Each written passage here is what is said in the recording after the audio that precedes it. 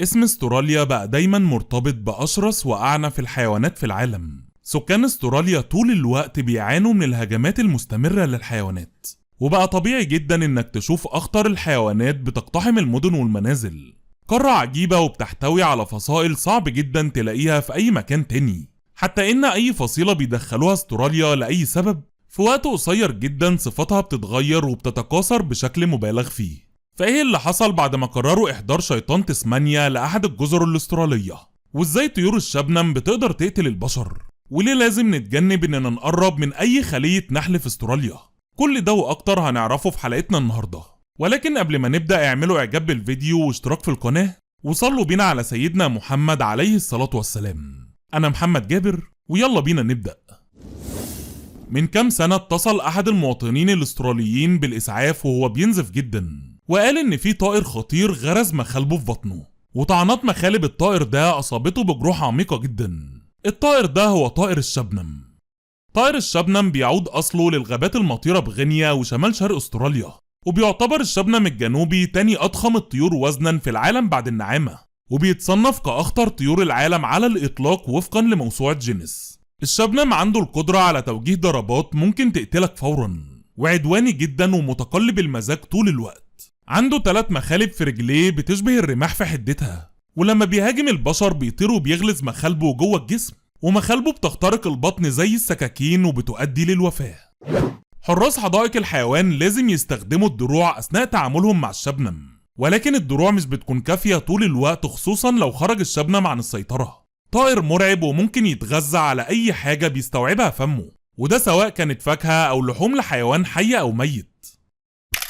الحيوان المرعب ده اسمه شيطان تسمانيا، وفي سنة 2012 تم إدخال 28 حيوان من الفصيلة دي لجزيرة ماريا شرق تسمانيا، وده للحفاظ على الفصيلة من الانقراض، وطبعا يا ريتهم ما جابوهم. شياطين تسمانيا حست براحة فظيعة على الجزيرة، أكل بالعبيط وبطريق سهل صيدها بأقل مجهود، وفي وقت قصير جدا قضوا على 3000 زوج من البطاريق، وتحول عدد شياطين تسمانيا من 28 ل 100 شيطان تسماني. الحيوان ده أطلقوا عليه اسم شيطان تسمانيا لأكتر من سبب. أولهم مثلا إنه صاحب أقوى عضة بين كل الجرابيات آكلة اللحوم، وبتصل قوة عضته ل 553 نيوتن، ده غير إنه بيقدر يفتح فكه لغاية 80 درجة. شيطان تسمانيا شرس جدا وعدواني ونفسه مفتوحة طول الوقت، وممكن يهاجم حيوانات أضخم منه زي الغزلان والأفاعي والكنغر صغير الحجم. والأبشع كمان إنه بياكل فريسته كلها بلحمها وعظمها وحتى شعرها، يعني مش بيسيب من الفريسة أي حاجة. وفوق ده كله كمان صوته عالي جدا وممكن يرعبك، وبيقدر يشم ريحة فريسته من على بعد 1 كيلومتر. لو جربت تسأل أي حد على أكثر الحيوانات الفتاكة في استراليا، فممكن يجاوبك ويقولك التعابين أو العناكب أو حتى أسماك القرش، ولكن في الحقيقة في حشرة أكثر فتكا في استراليا من كل المخلوقات دول، ألا وهي النحلة. تم إدخال النحل لأول مرة في استراليا عام 1822، ومن التاريخ ده والنحل بيتسبب في وفاة شخص أو 2 سنويا في استراليا، وده عدد وفيات أكبر من اللي بتسببه أسماك القرش والعناكب.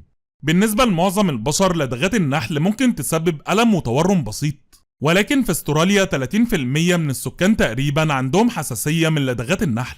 ما بين سنة 2000 و 2013 فقط دخل المستشفى 42 ألف شخص مصابين بلدغات النحل في استراليا، ومنهم حالات كتير ما قدرتش تنجو وماتت. اللي انتوا شايفينها حاليا دي مش عصاية ولا فرع من فروع الأشجار، ولكنها فصيلة من الحشرات بتسمى بالحشرات العصوية. ده بيكون شكلها غالبا في معظم البلاد، ولكن في استراليا شكلها بيكون عجيب وكبير جدا. استراليا فيها حاليا أكتر من 150 فصيلة مختلفة من الحشرات العصوية، ومن أشهر الحشرات دي في استراليا هي حشرة إكساتوسوما تياراتوم. الإناث البالغة من الفصيلة دي جسمها كله بيكون متغطي بالأشواك، ولو افتكرتها ورقة شجر وحاولت تمسكها فممكن ايدك تتبهدل من اشواكها الحادة اللي مغطية جسمها. الحشرة دي لما بتحس بالتهديد بتقف في وضعية استعداد اشبه بالعقرب. ضيف عندك كمان ان في بعض فصائل الحشرات العصوية في استراليا بتقدر تقتل الطيور. متخيلين يعني ايه حشرة صغيرة زي دي بتقدر تقتل طائر اضخم منها بمراحل؟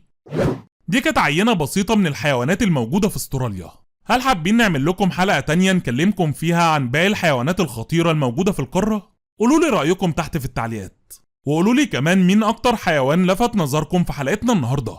وطبعا مش هتنسوا الاعجاب بالفيديو والاشتراك في القناة لو اول مرة تشرفونا. كان معاكم اخوكم محمد جابر، واشوفكم على خير قريب جدا في حلقة جديدة.